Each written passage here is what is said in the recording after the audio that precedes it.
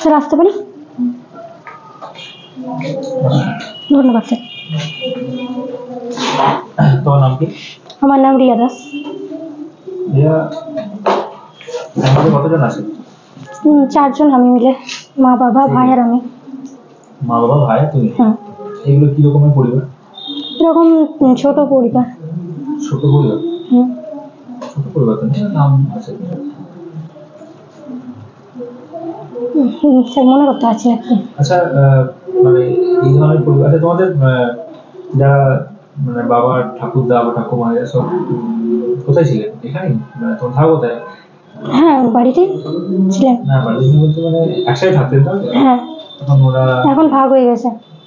আচ্ছা, একটা বৃহৎ পরিবার, ক্ষুদ্র পরিবার এটা। ঠিক আছে, ক্ষুদ্র পরিবার। তো এই যে ভাগ হয়েছে, তো এই নিয়ে ক্লাসে মানে 3-4 এর সিলেবাসে পড়া আছে। হ্যাঁ। পরিবার নিয়ে। তো ওই পরিবার এর শিক্ষা, তোমার পরিবার যে ভাগ হয়েছে সেখান থেকে বাচ্চাদেরকে কি শিক্ষা দেবে? বাচ্চাদেরকে শিক্ষা দিতে পারি, পরিবার মানে 2 ধরনের হয়, একটা বড় বা জয়েন্ট ফ্যামিলি, আর একটা ছোট বা ক্ষুদ্র পরিবার। তো সেই হিসাবে এখন কাজের সূত্রে ক্ষুদ্র পরিবারই এখন বেশি হয়ে যাচ্ছে, তবে জয়েন্ট ফ্যামিলির সবসময়ই একটা সুবিধা, সমস্ত কিছু একটা কম্প্রোমাইজ করে চলতে শেখে, সব কিছু শেখে, সবারই সঙ্গে একটা ভালোবাসার একটা বন্ধন তৈরি হয়। আর ছোটদের মধ্যে যদি সে মানে কোনো কাজের সূত্রে মা বাবা দুজনেই বাইরে থাকে তাহলে তাদের একটা অসুবিধা হয় সেই হিসাবে। তবে দুটো ফ্যামিলি মানে যেরকম পরিস্থিতি থাকবে দুটোই ভালো। জয়েন্ট ভালো, বেশি ভালো না একক পরিবার বেশি ভালো? জয়েন্ট অবশ্যই ভালো, কিন্তু এককও বর্তমানে কাজের সূত্রে এটাও ভালো। তাই? আচ্ছা, এককে কি এমন ভালো আছে? এককে ভালো বলতে কিছু ফ্যামিলি আছে যেটা জয়েন্টে অনেক প্রবলেম হয়, তো সেটা পারিবারিক থাকে, সেটা আমি যা মানে বলতে চাইছি না। তো সেটা থেকে সমস্যার কথা ছাড়ো, আমি বলছি যে জয়েন্ট ফ্যামিলিতে বাচ্চাদের শিক্ষার গ্রোথটা বেশি হওয়ার চান্স থাকে। হ্যাঁ, অবশ্যই থাকে। কিন্তু একক পরিবারে সেই জিনিসটা কমে যায়। আর অবশ্যই কমে যায়। চাকরি সূত্রে বা মা বাবার মানে কোনো কাজের সূত্রে যদি ছাড়তে হয় সেক্ষেত্রে তো বাচ্চার অবস্থা আরো খারাপ হওয়ার চান্স থাকে। তো সেই ক্ষেত্রে জয়েন্ট ফ্যামিলি বেশি ভালো না? জয়েন্ট ফ্যামিলি তো অবশ্যই ভালো। আচ্ছা, বাড়ি কোথায় যাবো? তাঁতিপাড়া, বীরভূমের অন্তর্গত তাঁতিপাড়া। বীরভূমের অন্তর্গত তাঁতিপাড়া। আচ্ছা, বীরভূমে মোট কতগুলি ব্লক আছে? স্যার বলতে পারছি না। আচ্ছা, বলো তো যে বীরভূমের পাশে আর কোন কোন জেলা আছে? বীরভূমের পাশে মুর্শিদাবাদ ওপরে, আর মানে বীরভূমে লেগে আছে কারা? এদিকে এদিকে জেলা আছে, এদিকে তো ঝাড়খণ্ড আছে। ঝাড়খণ্ড আমাদের এদিকে বল। বীরভূমের নিচে কি আছে? পূর্ব বর্ধমান, বর্ধমানটা আছে। স্যার আছে কিন্তু মনে করতে পারছি না, ম্যাপটা ঠিক আসছে না এখন। মুর্শিদাবাদের কোনো ঘোরার জায়গা আছে? হ্যাঁ, হাজারদুয়ারিটা একটাই। আর কি আছে স্যার মনে করতে পারছি না। বীরভূমে কোনো ঘোরার জায়গা আছে? হ্যাঁ, অবশ্যই অনেক জায়গা আছে, যেমন বক্রেশ্বর, বোলপুর, শান্তিনিকেতন, রবীন্দ্রনাথ ঠাকুরের। বোলপুর কি রকমের শহর? মানে যদি আমি শহরের ক্যাটাগরিতে ভাগ করি তাহলে কি রকম শহরের মধ্যে আছে? খুব বড় শহর না, খুব মানে মাঝামাঝি শহরের মধ্যে। শহর বলছেন আমি যে যেমন হয় না খনিজ শহর, বাণিজ্যিক শহর। ওটা শিল্প শহর। শিল্প শহর? হ্যাঁ, ওখানে তো মানে কি শিল্প? কুটির শিল্প। হ্যাঁ, ঘাটের কাজ থেকে শুরু করে সমস্ত কিছু। তাছাড়া কি রয়েছে ওখানে? বিশ্ববিদ্যালয়ের ওখানে তো গাছপালা প্রকৃতির, ওখানে কুটির শিল্প বেশি, কাপড় এরকম নানা রকম। আমার এইটুকুই জানা আছে। আচ্ছা, বোলপুর যে শান্তিনিকেতন, ওটা কে স্থাপন করেছেন? রবীন্দ্রনাথ ঠাকুর। রবীন্দ্রনাথ ঠাকুর কি জন্য এটা স্থাপন করেছিল? কি এমন দরকার পড়েছে কলকাতা থেকে এসে স্থাপন করতে লাগলো? তিনি প্রকৃতিকে ভালোবাসতেন, সেই হিসাবে সেই প্রকৃতির ভালোবাসার মধ্যেই তার জন্য স্থাপন করেছিলেন ওইখানে, মানে সেই পরিবেশটা আমার ভালো লেগেছিল। তো রবীন্দ্রনাথ তো মানে আমাদের স্কুল শিক্ষা সেটার সঙ্গে যুক্ত ছিলেন না, ছিলেন? হ্যাঁ স্যার, ছিলেন তো। স্কুলে পড়াশোনা করেছেন? না, গৃহ মানে ঘরেই পড়াশোনা করতেন। কেন? কেন? কি অসুবিধা ছিল? তিনি মানে একটা ধরা বাঁধার মধ্যে থাকতে পছন্দ করতেন না। তো যে রবীন্দ্রনাথের যে শিক্ষা দর্শন সেটা কি আমরা যেটা পশ্চিমবঙ্গের যে শিক্ষা দর্শন সেখানে আছে? হ্যাঁ, কিছুটা তো মিল আছে। কি কোথায় আছে? সেখানে যেমন খেলাধুলার মধ্যে, তারপরে অনেক ক্লাস আছে যেগুলো মানে ক্লাসে বাইরে করানো হয়, সেগুলো প্রকৃতির মধ্যে করানো হয়। ক্লাসে বাইরে কি করানো হয়? যেমন খেলাধুলাটা সাথে সাথে কিছু কিছু বার থাকে। কিছু ক্লাস হয় মাঠে বসিয়ে, হ্যাঁ। ক্লাস চলে। আমাদের এখানে কোথাও হয় না। না, হয় না। তাহলে হচ্ছে না? কোনো কোনো স্কুলে হয়, 2-1টা ক্লাস করানো হয়। আমাদের এখানে প্রাইভেট স্কুলে হয়? হ্যাঁ, 2-1টা ক্লাস মানে করানো হয়। কোন ক্লাস? স্যার হয় 2-1টা, আমি দেখেছি মনে আছে। হয় না স্যার হয়। হয়? হ্যাঁ হয়, আচ্ছা। মানে কিছু কিছু তো স্কুলে। কোন একটা ক্লাসের নাম বলো? যেমন কোনো কোনো টপিক যেমন থাকে যেটা খেলার মধ্য দিয়ে বা গ্রুপের মধ্য দিয়ে শেখানো হয়, সেগুলো কিন্তু বাইরে নিয়ে এসেই করানো হয়। খেলা করো, ড্রিল টাইপের খেলা। হ্যাঁ, বা পিটিএ এগুলোও করানো হয়। আচ্ছা, বলছি যে বাচ্চাদেরকে যদি শান্তি শিক্ষা দিতে হয়, বাচ্চাদেরকে একটা শান্তি শিক্ষা, শান্তি বলছো তো, পিস, ভ্যালু এডুকেশন বা পিস এডুকেশন, কি হবে দেবো?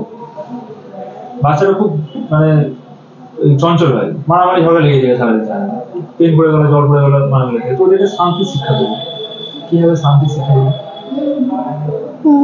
শান্তির মধ্যে প্রথমে তো প্রার্থনা সঙ্গীতের টাইমে একটা শান্তি থাকে, আর সেই সময় একটা নর্মাল সবাই মানে শান্তভাবে থাকে, আর তাদেরকে ক্লাসের মধ্যেই বুঝিয়ে দেওয়া যেতে পারে। মার দেওয়া যাবে না?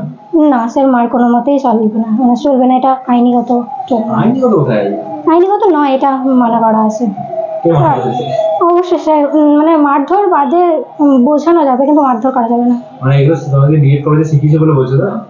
স্যার ডিএড না, এটা শব্দ। এখন তো বর্তমানে যদি মার দেওয়া হয় তাহলে গার্জেনরা চলে আসবে, আর তারাও ভালো না স্যার, না স্যার, তা আইনত বলছেন বারণ আছে, মানে আইনত বারণ না থাকলে ম্যাম আপনি মারতেন না স্যার, কোনো মতেই না। তাহলে আইনের ব্যাপারটা কোথায় আসছে? স্যার অনেকে আছে। আইনে বলা নেই, কোন আইনে বলা আছে যে বাচ্চাদেরকে মারা যাবে না? আরটিইতে। আরটি কত? আরটি 2009। আরটি কোনটা? Right two education act. আচ্ছা, ওখানে শুধু মারা ধরা নিয়েই বলা আছে, বাকি আর কি বলা আছে? না স্যার, 6 থেকে 14 বছর বাধ্যতামূলক শিক্ষার একটা কথা বলা আছে। 6 থেকে 14 বছরের কারা? শিশুরা। 6 থেকে 14 বছরের ছেলেগুলো শিশু, কারণ 6 এর নিচে ছেলেগুলো শিশু নয় না? স্যার তারা শিশু, কিন্তু তারা পড়ার মধ্যে সেরকম জায়গাটা থাকে না। তারা গৃহে মানে পড়াশোনা করে, সেটা আর ওটা। 6 বছরের নিচে বাচ্চাগুলো পড়াশোনা করে না? হ্যাঁ অবশ্যই, প্রাক প্রাথমিকে থাকে। তাহলে শিশু নয় না? হ্যাঁ স্যার, শিশুই অবশ্যই। আইনে বলছে না কেন? স্যার হচ্ছে না। ম্যাম আপনার টেট পাস করা আছে না? 2022। কত মাস ছিল? 86। 86 ওবিসি থেকে? হ্যাঁ। আচ্ছা, এই রিজার্ভেশন সিস্টেমটা ঠিক না খারাপ, মানে ভালো না খারাপ? স্যার ঠিক আমার মনে হয়। কেন? কারণ অনেক এখনো কিছু মানে আছে যারা সেই ক্যাটাগরির মধ্যে মানে উঠে যেতে পারে না সেই জায়গায়, তো সেই হিসাবে আমার মনে হয় তাদের পক্ষে একটু সহজ হয় এটা। কেন? একই স্কুলে তো পড়ছে, general caste, OBC, SC, ST সবাই তো একই স্কুলে পড়ছে, একই রকম পড়ছে। তো ওবিসি বা এসসি এসটি বেশি ফ্যাসিলিটি পাবে, ওরা কম মার্কসে পাস হয়ে টিচার হয়ে যাবে, আর যারা জেনারেল আছে তারা বেশি মার্কস পেয়েও পাস হবে না। আপনি 86 এ পাস করেছেন, জেনারেল 89 পেয়েও টিচার হতে পারবেন, আপনি 86 এ টিচার হয়ে যাবেন। এটা কি করে আপনি ঠিক? আপনারা দুজন একই স্কুলে পড়েছেন, এটা কি করে ঠিক হতে পারে? স্যার যেহেতু এটা আইনত দেওয়া আছে, সেহেতু আমার মনে হয় ঠিক। মানে আইনত আছে তো ঠিক? হ্যাঁ। মানে আইনে যদি ভুল আপনাকে বলা হয়েছে তো আপনি ঠিক মানছেন, আপনি প্রোটেস্ট? স্যার আমার এটা ঠিকই মনে হয়। আর তো রিজন বলুন কেন, মানে আপনার কেন ঠিক মনে হয় যে একজন যেমন একটা আদিবাসী ফ্যামিলি, তাদের মধ্যে এমন অবস্থা আছে, তাদের সামাজিক অবস্থা এমন যে তাদেরকে পড়াশোনা আগে দেওয়া হতো না, কিন্তু এই রিজার্ভেশন থেকে শুরু করে তারা কিন্তু ওপরে উঠতে পারছে, একটা সাহস পাচ্ছে। ঠিক আছে, কোন সাবজেক্টে এখন কি করা হচ্ছে? এখন বর্তমানে ইতিহাসে পড়ছে। ইতিহাস অনার্স, কোন কলেজ থেকে? বীরভূম মহাবিদ্যালয়। বীরভূম মহাবিদ্যালয়। আচ্ছা, মহাবিদ্যালয় যে কলেজ, সেই কলেজে প্রতিষ্ঠা হয়েছে কখন বুঝতে পারেন? সে কখন আমার ঠিক জানা নেই। বেশ, ইতিহাস অনার্স তো? ইতিহাস পড়তে ভালো লাগে? হ্যাঁ স্যার, মোটামুটি লাগে। কোন সেমিস্টার? এখন 5th সেমিস্টার। ইতিহাস কতটা মানে পড়েছো বলে তুমি মনে করো? কত পার্সেন্টেজ পড়া হয় ইতিহাস? স্যার ইতিহাসে মোটামুটি সবই পড়েছি, তবে সবকিছুই মনে নেই, এখনো পড়ছি, সবকিছু জানছি। বলতে কত পার্সেন্টেজ তুমি পড়েছো বলে তোমার মনে হয়? এখনো মনে হয় 50 আছে। 50%? আমি 50% পড়ে ফেলেছি। হ্যাঁ, মোটামুটি জেনেছি। আচ্ছা, 50% মধ্যে কোন কোন জিনিস জেনেছো? প্রাচীন দিক, আধুনিক দিক, সমস্ত পার্টি মানে কিছু কিছু জেনেছি। তোমার পছন্দের টপিকের নাম হলো ইতিহাস, তোমার খুব ভালো লাগে? আমার বিপ্লবের পার্টটাই ভালো লাগে। কোথাকার বিপ্লব? হ্যাঁ, ভারতীয় বিপ্লব। কোন বিপ্লব? বিপ্লব তো অনেক। হ্যাঁ, আধুনিকে যে বিপ্লবগুলো হয়েছে আমি সেগুলো বলছি। হ্যাঁ, সবগুলোই মোটামুটি ভালো লাগে। ভারত ছাড়ো আন্দোলনে শহীদ হয়েছিল এমন মঙ্গল পাণ্ডে মহিলার নাম বলো। ভারত ছাড়ো প্রীতিলতা ওয়াদ্দেদার আর মাতঙ্গিনী হাজরা। প্রীতিলতা ওয়াদ্দেদার ভারত ছাড়ো আন্দোলন শুরু হয়নি, চট্টগ্রাম অস্ট্রেলিয়া। মাতঙ্গিনী হাজরা আর মাতঙ্গিনী হাজরা কোথাকার বাসিন্দা ছিল বা কোথা থেকে শহীদ হয়েছিল? আচ্ছা, মাউন্ট ব্যাটেন প্ল্যান জানো? মাউন্ট ব্যাটেন প্ল্যান কি হয়েছিল বলা বলো?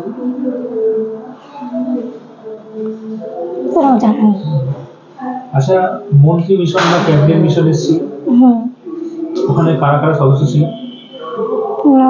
3 জন সদস্য ছিলেন। উইলিয়াম স্ট্যাফোর্ড, অ্যালেক্স, স্যার 3 জন ছিলেন কিন্তু নামটা মনে করতে পারছি না। আচ্ছা, অসহযোগ আন্দোলন হয়েছিল, কিন্তু অসহযোগ আন্দোলন গান্ধীজি বন্ধ করে দিলেন। কি কারণ? চৌরি চৌরা ঘটনার জন্য। কি হয়েছিল ওইখানে? মানে পুলিশকে মানে আগুনে পুড়িয়ে মানে মারা হয়েছিল বলে, সেটা গান্ধীজি মানে তিনি যেহেতু মানে সত্যি মানে হিংসার পথ পছন্দ করতেন না, সেই হিসাবে তিনি ওটাকে ছেড়ে দিয়েছিলেন। ব্রিটিশরা তো আমাদের ইন্ডিয়ানদেরকে মেরে আসছে বহুদিন, তো ওরা পুড়িয়ে দিলে ওদের কি মানে কি হলো? গান্ধীজির অসুবিধা কিছু? গান্ধীজি যেহেতু অহিংসার পথই বেছে নিয়েছিলেন, সেই হিসাবে তার পক্ষে মানে এটা মানে ঠিক দিচ্ছিল না, তার জন্যই ছেড়ে দিয়েছিলেন। গান্ধীজি প্রথম সত্যাগ্রহ কোনটি? প্রথম ভারতে? স্যার জানি না। গান্ধীজি প্রথম সত্যাগ্রহ জানো না? স্যার মনে করতে পারছি না কোনটা। অসহযোগ? অসহযোগ? স্যার আমার জানা নেই ঠিক হবে। ঠিক আছে ম্যাম, আপনি বলছেন গান্ধীজি অহিংসাবাদী ছিলেন। আচ্ছা, আপনার মতামত কি বলে? অহিংসাবাদীতে দেশ স্বাধীন করাটা সম্ভব ছিল না ছিল? স্যার কিছু আপনার মতামত কি বলে? স্যার সম্ভব ছিল, কিন্তু শেষ অবধি কিন্তু সেটা হয়নি। হিংসার পথেই মানে লাস্ট অবধি গিয়েছিল। মানে আপনি বলতে চাইছেন যে গান্ধীজি যে রাস্তায় চলছিলেন সেভাবে স্বাধীনতা আনা সম্ভব ছিল, মানে বলে যে দেশ ছেড়ে দিন তো ইংরেজরা ছেড়ে চলে যেত? না স্যার, সেটা করতো না।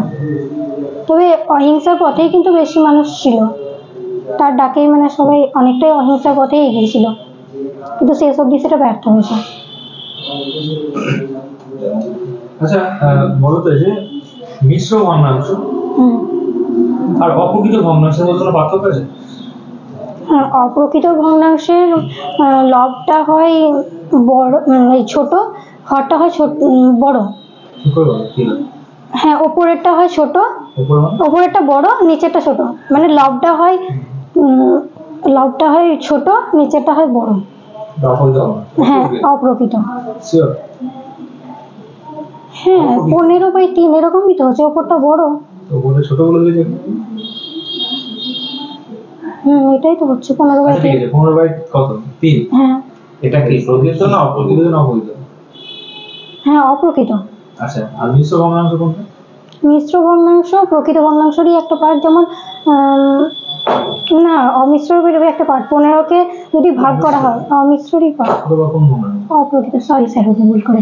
মানে 15/3টাকে যদি ভাগ করা হয় সেখানে 5 আসছে, বা যদি 16/3 ধরি সেখানে 5 আসছে, 1/3 যেটা রয়েছে, তাহলে 5 কোনাকে 3। তুমি মিশ্রতে কত কি কি কি লিখবে? 15/3 তো ভাগ চলে যাচ্ছে, এটা 5/0 মানে 5। 5/0 লিখবে? 5/0 লিখবে। 5/1। আর হচ্ছে অপ্রকৃতকে তুমি মিশ্রতে কনভার্ট করছো, 15/3। হুম। এটাকে মানে মিশ্রতে কিভাবে লিখবে, কি লিখবে? 3 5 5/1 তো হচ্ছে। 5/1 হ্যাঁ, এটা মানে হচ্ছে না তো মিশ্র। মিশ্রতে কনভার্ট করা যাবে তো? যাবে না? যাবে না। যাবে না? না। আচ্ছা ঠিক আছে, এবার ডেমো দাও। ধন্যবাদ স্যার।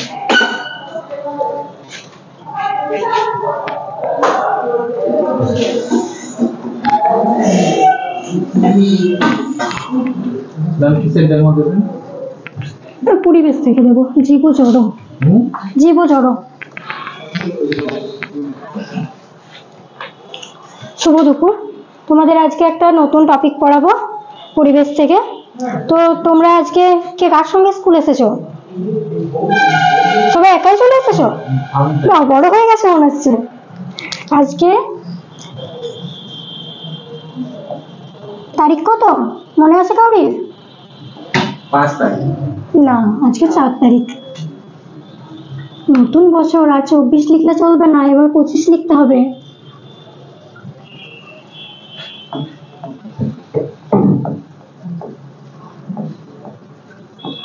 হ্যাঁ, 2025 একটা স্পেশাল বছর। কেন? স্পেশাল বছর? মানে যে নাম্বারটা 2025 নাম্বারটা স্পেশাল বছর, দুটো নাম্বারের স্কোয়ারে আছে একটা। হ্যাঁ, 5 স্কোয়ার। 5 স্কোয়ার 25। হ্যাঁ ঠিক আছে, 5। হ্যাঁ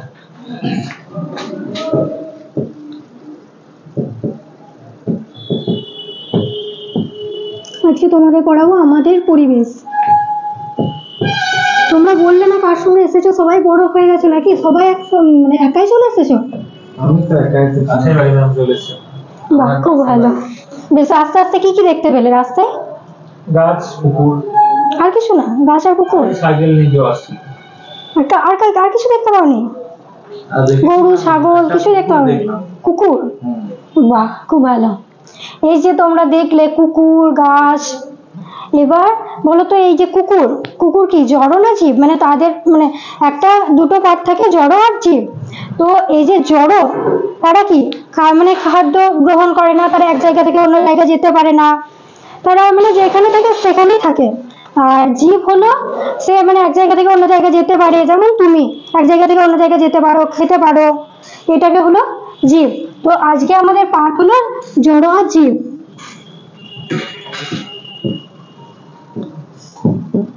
তাহলে ম্যাম কুকুর দেখেছি, জীব তো? হ্যাঁ অবশ্যই। আর গাছপালা দেখলাম, জড়। না, ওটা অবশ্যই জীব। ম্যাম গাছপালা তো হ্যাঁ, একটা গাছ থেকে অন্য গাছ হয় তো, তাই না?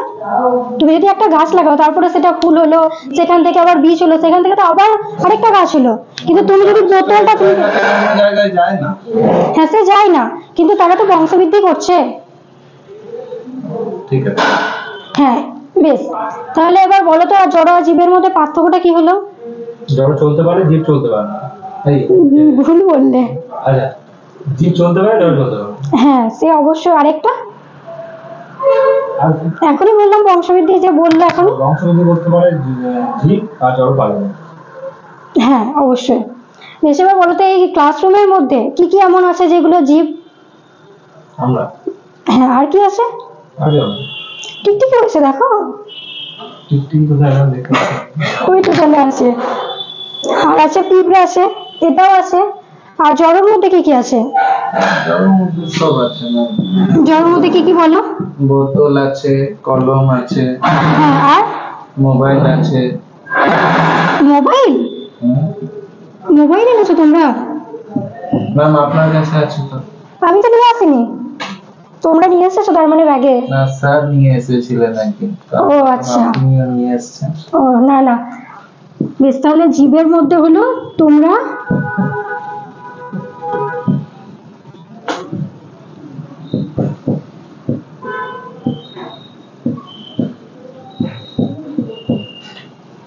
মানুষ, পিঁপড়ে, এগুলো বুঝতে পারলে তো? বেশ, তাহলে পরের দিন তোমাদের এটা থেকে আবার অন্য কিছু পড়াবো। আজকে এখানেই থাক। ঠিক আছে।